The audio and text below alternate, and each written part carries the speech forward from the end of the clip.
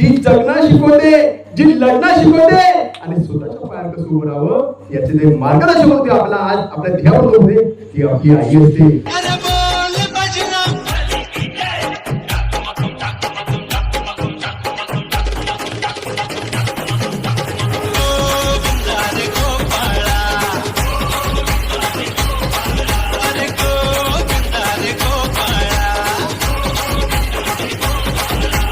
खूप शुभेच्छा माझ्या बांधवांना व काकांना जेवढ्या शुभेच्छा तुम्ही मनापासून.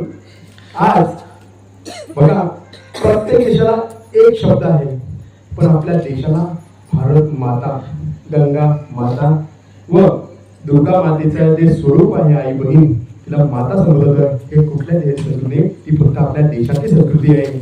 जी जगणं शिकवते, जी लढणं शिकवते आणि स्वतःच्या पायावर कसं उभं राहावं याचे जे मार्गदर्शक होते आपला आज आपल्या ध्येयावर होते ती आपली आई असते.